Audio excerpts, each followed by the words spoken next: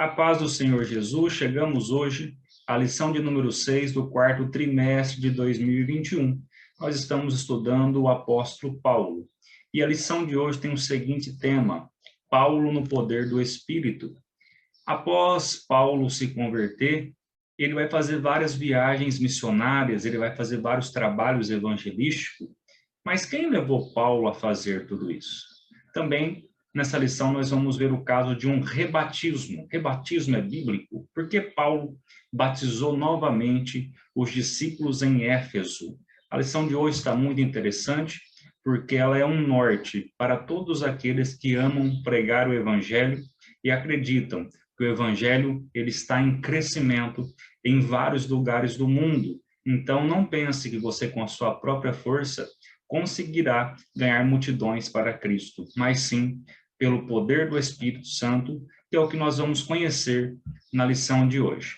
Lembrando que aqui embaixo vai ter um link importante para você entrar no nosso grupo do WhatsApp e também do Telegram, e você receberá os nossos slides e ensinos. Se você está aqui pela primeira vez, eu sou o pastor Edivan Campos, congrego no campo da Assembleia de Deus de Viradouro, Ministério do Belém, com o pastor-presidente, o pastor Edmilson Câmara, sou pastor na congregação de Terra Roxa e tecemos aqui um comentário acerca das lições bíblicas CPAD. Vamos à lição de número 6, que está maravilhosa. A lição de número 6, então, tem o seguinte tema: Paulo no poder do Espírito. A palavra poder vem de dunamis ou dínamos, e quer dizer explosão, algo extraordinário que acontece através do Espírito Santo. Nessa lição, nós vamos entender o êxito, o sucesso que o ministério de Paulo teve, não pela sua própria força, inteligência, sabedoria humana, mas sim o seu ministério teve êxito, sucesso, através do poder do Espírito Santo. O texto áureo está em Atos 19:6, que também faz parte da nossa leitura, que diz assim: impondo-lhes Paulo as mãos, veio sobre eles o Espírito Santo, e falava línguas e profetizavam. Paulo estava pondo a mão sobre quem? Sobre os discípulos que estavam em Éfeso, que está em nossa leitura, porque eles ouviram falar acerca do batismo de João e não conheciam a mensagem que Paulo pregava, que Cristo, ele veio do céu, ele morreu, ressuscitou e enviou o Espírito Santo. Esta era a mensagem de Paulo que estudamos na lição de número 5. A verdade prática diz assim: uma vez movidos no poder do Espírito, podemos ser bem-sucedidos na missão de pregar o evangelho a toda criatura. A verdade prática, ela está agora se alinhando com o texto áureo, porque Paulo, ele não saiu fazendo viagens missionárias por seu próprio prazer, ou para mostrar para as pessoas que ele era um pregador, não. Quando ele é movido a um lugar, fica claramente aos nossos olhos e perceptível que era o Espírito Santo que estava movimentando ele. E sendo assim, ele foi bem-sucedido ao pregar o Evangelho. A nossa leitura bíblica em classe está em Atos, capítulo 19, verso 1 ao 7. É onde nós vamos contextualizar a lição de hoje. O nosso escritor, ele se baseia nos ensinando em 7 versículos do capítulo 19, nos dando aqui um entender maravilhoso. Aqui nós vamos ver um rebatismo, mas nós vamos compreender na lição que era necessário. Paulo, ele não anula o batismo que foi feito por Apolo, no caso, o batismo de João, que era o que eles creram naquele momento, mas Paulo, ele batiza eles da forma certa e, consequentemente, são batizados com o Espírito Santo, porque creram e receberam ali naquele mesmo momento também o batismo com o Espírito Santo. O nosso ponto central, ele diz assim: para fazer a obra de Deus é preciso viver na plenitude do Espírito. A palavra plenitude, ela vem de totalidade, ser íntegro. Ou seja, para fazer a obra de Deus, é necessário, então, viver totalmente sendo controlado pelo Espírito Santo nas vontades, emoções, desejos, orientações. A introdução diz assim: movido pelo Espírito Santo, o apóstolo passou a ter como missão de vida dar testemunho de Jesus e provar que ele é o Cristo. Eu fiz uma pergunta na sala de aula, agora domingo de manhã, domingo que passou, e eu perguntei: alguém estava lá quando Cristo apareceu, viveu na Terra? Alguém estava lá quando Cristo morreu? Alguém estava lá quando Cristo ressuscitou? Alguém aqui da igreja viu Cristo ressurreto? Não. Então, como nós somos testemunhas desse evangelho? A lição está maravilhosa e nós vamos falar sobre esse assunto. Nesta lição, veremos como Paulo pregou a Cristo no poder do Espírito Santo, o seu argumento sobre a plenitude do Espírito Santo, a fonte da revelação em seu ministério através do Espírito Santo. E nós vamos confirmar que o ministério do apóstolo Paulo foi no poder do Espírito Santo. O objetivo é conscientizar de que é preciso viver na plenitude, ou seja, cheio do Espírito Santo, para fazer a obra de Deus. Nosso objetivo é bem claro. Um líder ou uma liderança de crianças não pode viver sem o Espírito Santo. Uma liderança de mocidade, uma liderança de senhoras, uma regente em qualquer área, um líder de oração, um pastor de igreja, um presbítero da igreja, um evangelista, um obreiro. Tudo que se faz na obra de Deus não pode ser com as nossas próprias vontades, porque vai terminar em briga, em objeções. Mas quando fazemos aquilo que é dado pelo Espírito Santo, na plenitude e orientação do Espírito Santo, o trabalho cresce.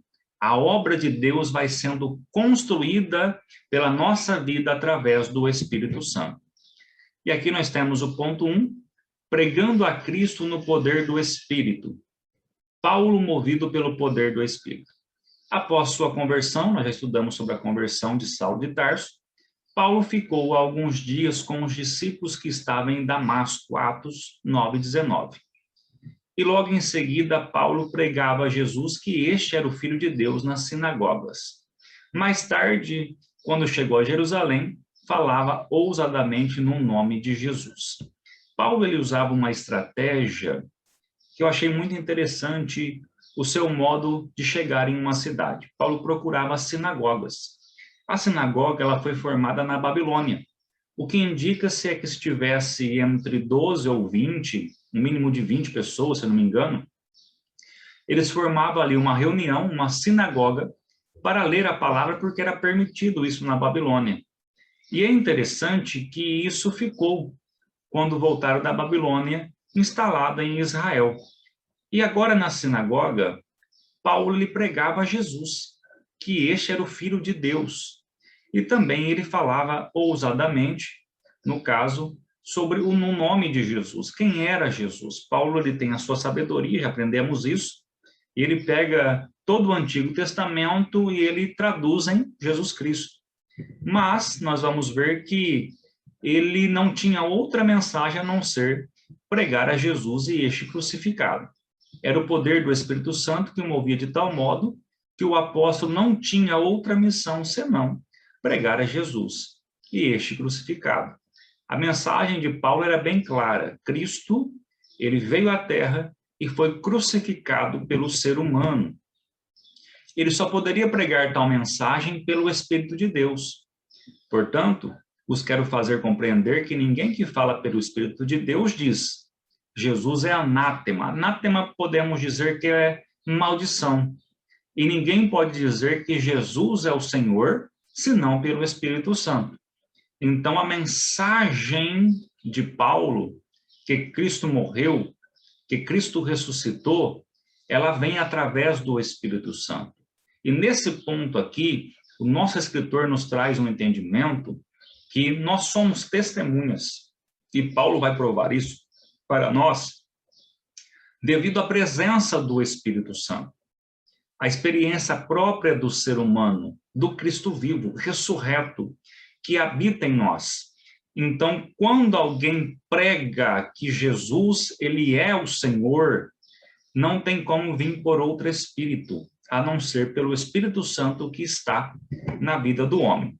No capítulo 1, no ponto 2, o caminho de pregação que Paulo vai percorrer. Ele faz um estágio no deserto da Arábia por 3 anos. Depois ele volta para Damasco e daí foi para Jerusalém. Não teve uma recepção calorosa porque os cristãos de Jerusalém, inclusive os apóstolos, ainda temiam a presença do antigo Saulo de Tarso. Atos 9, 26. E é interessante que Paulo se retira, já aprendemos sobre isso, ele vai para o deserto e depois ele volta a Damasco e vai para Jerusalém, vai para a igreja mãe. E ali ele está ali começando o seu ministério de pregação, mas em Atos 22, 17 e 18 vai nos informar que ele recebe uma revelação, que deveria sair de Jerusalém. Alguns nascem em Jerusalém, morrem em Jerusalém, porque é a vontade de Deus. Mas, às vezes, existe o Paulo, que ele não foi feito, não foi ali enviado por Deus para ficar naquele lugar. Paulo, ele sai de Jerusalém. E ele sai como? Pela revelação, pelo poder do Espírito Santo que estava na vida dele, conduzindo ele para sair de lá. Aqui no ponto 3 do capítulo 1, Paulo e as 2 viagens missionárias. Na primeira viagem, Paulo não estava só, mas acompanhado e assistido por Barnabé, que era um conselheiro competente. O Barnabé, ele aparece nos últimos versículos do capítulo 4 de Atos, e ele vem de uma herdade, e ele é conhecido como o homem da consolação. É interessante que no capítulo 5, começa dizendo, mas, aí vai falar sobre Ananias e Safira. E é interessante que eles vão querer copiar o modelo de Barnabé por ganância, para também ser conhecido como pessoas da consolação. Nós já conhecemos todo o restante da história, que eles morrem. Mas Barnabé, ele também é conhecido como um pai. Barnabé tinha um coração muito grande. E quando todos rejeitaram ali, estavam com medo de Saulo, Barnabé, ele acolhe Saulo. Barnabé está cheio do Espírito Santo e ele acolhe Saulo. Ele cuida de Paulo. Ele é um pai para Paulo. Essa é a realidade. Ele vai andar com Paulo. Ele é um conselheiro competente. Existe Barnabés em nossa vida. Existem pessoas que cuidam de nós. Existem pessoas que fazem parte da nossa história e nunca vão sair, porque estiveram conosco no começo. Então, valorize as pessoas que estiveram com você no começo. Quando você era rejeitado, não tinha um nome, não era ninguém. E às vezes as pessoas esquecem do poder que nós temos da gratidão. E agora nós vamos ver Barnabé cuidando de Saulo. Os dois, Paulo e Barnabé, passaram por vários lugares e visitaram ali, no caso, Antioquia, Fenícia, Chipre. Se você olhar nesse pequeno slide, lá embaixo nós vamos ter Jerusalém, sobe um pouquinho, Damasco, depois nós vamos ter Síria, Antioquia da Síria, depois nós vamos ver Tarso, e depois Antioquia da Pisídia, onde nós estamos falando, vamos ter Chipre ali também, e do lado esquerdo, um pouquinho da esquerda de Antioquia da Pisídia, nós vamos ter Éfeso. Se você analisar na leitura bíblica em classe, no verso de número 2, nós vamos observar que, no verso de número 1, nós vamos observar assim, e sucedeu que, enquanto Apolo estava em Corinto, Paulo, tendo passado por todas as regiões superiores, chegou a Éfeso. Essas regiões superiores não está falando aqui de coisas espirituais, mas de geografia mesmo. Porque Paulo não vai pelo mar. Ele vai por cima, pelas regiões superiores, pelas montanhas, pelas estradas, no caso. Já aprendemos que ele usava aí a Pax Romana. Provavelmente ele pegou alguma daquelas estradas. E chegou a Éfeso e encontrou ali alguns discípulos. Então, essa daqui é uma parte geográfica que está para você entender um pouquinho mais. Na segunda viagem missionária agora, nós vamos ver Paulo e Barnabé que voltaram a Antioquia, porque a igreja dessa cidade havia crescido e se tornou um ponto de partida para visitar as outras cidades. Ela estava bem localizada. Em todas essas viagens, o Espírito Santo movia o ministério de Paulo. As viagens missionárias de Paulo não veio da cabeça de Paulo. As viagens missionárias de Paulo veio do poder do Espírito Santo que estava movendo Paulo para ir aos lugares que o Espírito Santo queria. Entretanto, se lermos aqui a história de Paulo, nós vamos ver que em alguns lugares o Espírito Santo não deixou ele ir. Ele foi detido, proibido de ir a alguns lugares. E em alguns lugares o Espírito Santo o levou para pregar o Evangelho. No capítulo de número 2, nós vamos ver o argumento de Paulo sobre a plenitude do Espírito Santo. Paulo aclara o ensino sobre a plenitude do Espírito. Depois da separação entre Paulo e Barnabé, o jovem Timóteo e Silas passaram a acompanhar o apóstolo. Essa separação de Paulo e Barnabé é por causa do Marcos. Se você olhar o João Marcos, que é o escritor do Evangelho, o Evangelho de Marcos, ele abandona Paulo e Barnabé na viagem missionária. Então, agora Paulo e Barnabé, eles vão executar mais uma viagem missionária, só que Paulo não quer, ele não aceita que Marcos vá junto, porque Marcos ele volta atrás. Então, o que entendemos é que Barnabé, assim como cuidou de Saulo quando ele era rejeitado, ele também vai cuidar de Marcos como um pai. Ele vai cuidar do Marcos, do João Marcos, que escreve o Evangelho. Por isso que teve essa separação. Depois, lá na frente, nós vamos ver Paulo pedindo para João Marcos levar para ele, né, a sua capa, os seus escritos, tudo se fica bem. Mas aqui é uma briga ministerial, vamos dizer assim. Então, Barnabé ele vai com o João Marcos e agora vai entrar na história Timóteo e Silas. Quando Paulo volta a Éfeso, deparou-se com um grupo de discípulos que seguiam o ensino de Apolo e foram batizados com o batismo de arrependimento de João Batista. O que Apolo pregava, no caso, é que João Batista ele tinha uma mensagem para o batismo de arrependimento. E essa mensagem era certa. Apolo não estava pregando errado. Esses discípulos ouviram falar de Jesus, mas não conheciam a doutrina do batismo no Espírito Santo. Ou seja, o Apolo, ele pregava, sim, acerca de Cristo. Depois eu vou ler um versículo, eu vou explicar isso. Só que poderia ser baseado na mensagem de João Batista, que ele batizava com água, ele era uma voz que clamava no deserto, e depois dele viria um que batizaria com o Espírito Santo. E aqui nós vamos ter um corpo na nossa lição. A lição está maravilhosa. E quando nós olhamos a mensagem de Apolo, ele até pregava a Cristo, mas ele parou por ali, porque ele talvez não conhecia o que dá a entender sobre a descida de Jesus, a sua morte, a sua ressurreição e a descida do Espírito Santo em Atos 2. Eles haviam crido em Cristo, mas não sabiam da experiência do Pentecostes. E agora é a pergunta de Paulo. Disse-lhes, recebestes vós já o Espírito Santo quando crestes? E eles disseram-lhe, nós nem ainda ouvimos que haja Espírito Santo. Olha que interessante.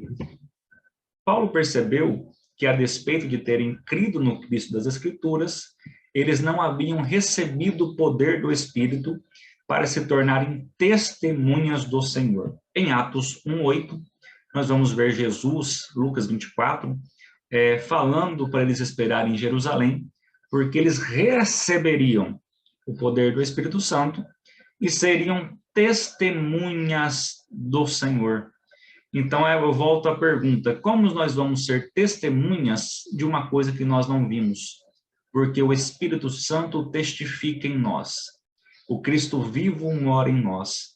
Então, nós damos testemunha daquilo que sentimos, daquilo que somos impactados pela presença de Deus, do Cristo vivo.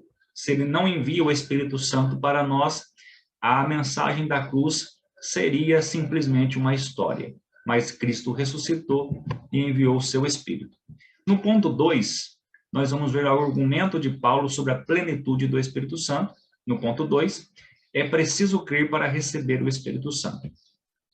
Ninguém recebe o batismo no Espírito Santo antes de crer em Cristo como Salvador.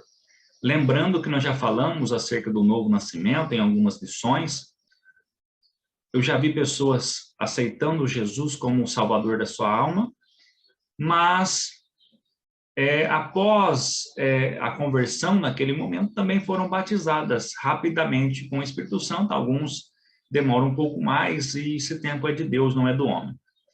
Então, ninguém recebe o batismo com o Espírito Santo antes de crer em Cristo como Salvador. Crê de todo o seu coração, confessa, se arrepende dos seus pecados, então ele recebe o batismo com o Espírito Santo. Somente depois de passar pela experiência da conversão, reconhecer Jesus como Salvador, então o Senhor concede o dom do Espírito Santo. E disse-lhes Pedro: arrependei-vos, e cada um de vós seja batizados em nome de Jesus Cristo, para perdão dos pecados, e recebereis o dom do Espírito Santo. Atos 2:38. O batismo no Espírito Santo sobre a pessoa convertida. Então fica bem claro a mensagem de Pedro também, falando acerca desse assunto. Primeiro se arrepende, que também é a mensagem de Paulo, e depois recebe aí o dom do Espírito Santo. Aqui no ponto 3 há uma ligação muito forte, porque Paulo cuida para esclarecer Apolo. Quem era Apolo? Era um judeu de Alexandria, uma cidade egípcia de grande cultura. Teve uma elevada formação, Alexandria era um ponto fantástico de conhecimento, principalmente no conhecimento das escrituras sagradas. Se destacava pela eloquência. Jesus, no caso, foi aí o ponto principal de Apolo, mas faltava um esclarecimento. Apolo tornou-se um pregador de Cristo, mas não havia experimentado ainda o poder do Espírito Santo. É interessante, se você quiser ler comigo, em Atos, no capítulo 18, o verso 24, 25 e 26, eu vou acrescentar esses versículos aqui, lendo na lição, porque é uma peça, é uma montagem de quebra-cabeça que se a gente não ler, a gente não vai entender. É Atos 18 e o verso 24. E chegou a Éfeso um certo judeu chamado Apolo, natural de Alexandria, varão eloquente e poderoso nas Escrituras. Este era instruído no caminho do Senhor e fervoroso de espírito. Falava e ensinava diligentemente as coisas do Senhor, conhecendo somente o batismo de João. Olha que interessante. Ele começou a falar ousadamente na sinagoga. Quando o ouviram, Priscila e Áquila o levaram consigo e lhe declararam mais pontualmente o caminho de Deus. Porque Priscila e Áquila, eles eram servos do Senhor e conheceram, através de Paulo, o Evangelho. Então, nós vamos observar que quem instrui Apolo é Priscila e Áquila. É interessante que quando Apolo chega em Corinto, Paulo já tinha plantado e Apolo vai regar. Quando Apolo chega em Éfeso, ele vai pregar o que ele conhecia, que era o batismo de João. Então, os discípulos que estavam ali viram que realmente ele pregava as coisas do Senhor, mas não sabiam, então, a continuidade desta mensagem. Então, nós vamos agora entender que Apolo, ele pregava e ele falava acerca do batismo de João e não falava acerca do batismo de Jesus, que era para arrependimento, mas que Cristo, ele vem, ele fica na terra, que é a mensagem de Paulo, ele morre, o Cristo é crucificado por todos, e ele ressuscita, ele promete o Espírito Santo, e o Espírito Santo desce em Atos 2. No capítulo 3, nós vamos falar sobre a fonte do ensino de Paulo sobre o Espírito Santo aos Efésios. O ponto 1 diz assim: as Escrituras como fonte de revelação sobre o Espírito Santo. Então, nós temos aí Paulo, que ele tem uma compreensão monoteísta, como os demais judeus, um único Deus. e ele é erudito nas Escrituras, e a sua primeira fonte de conhecimento é o cânon do Antigo Testamento, ou seja, os livros que foram aprovados no cânon. O próximo trimestre nós vamos falar sobre isso. Eu já estou com a revista aqui, A Supremacia das Escrituras, a inspirada, inerrante e infalível Palavra de Deus. O nosso tempo agora está voltando ao normal e nós vamos agora dar uma atenção especial para a escola dominical. Eu sei que eu sou limitado e às vezes eu não consigo gravar algumas aulas para vocês aqui, mas eu vou dar o meu máximo, como eu sempre faço, mas há momentos que não tem jeito. Há momentos que o nosso corpo físico, ele não pode ultrapassar 1 minuto ou 1 segundo, mas o Senhor nos dá essa honra de gravar essa aula para você. É interessante que a doutrina da Santíssima Trindade, mais especificamente a pessoa do Espírito Santo, estava presente no Antigo Testamento de forma subjetiva. Por que de forma subjetiva? O Espírito Santo estava ali, mas ele estava num conta-gota. Ele descia, subia, manifestava-se através dos profetas que foram ali tomados por ele para abrir a sua boca e falar ali acerca do que iria acontecer. Então, nós temos essa revelação sobre as pessoas do Antigo Testamento de forma subjetiva. No ponto 3, aqui ainda no capítulo 3, nós temos no ponto 2 o Pentecoste, como fonte de revelação do Espírito Santo. A segunda fonte reveladora do Espírito Santo. Nós vamos ver agora do capítulo 2, do verso 1 ao 4, que cumpriu-se o dia de Pentecostes. No verso 4 vai dizer que todos foram cheios do Espírito Santo, que é a promessa de Jesus, que eles seriam testemunhas e receberiam o Espírito Santo. Nós já falamos sobre 1 Coríntios 15, da qual aproximadamente 500 irmãos viram ele, Jesus ressuscitado, mas somente 120 receberam ali, que esperaram ali no cenáculo para receber o Espírito Santo.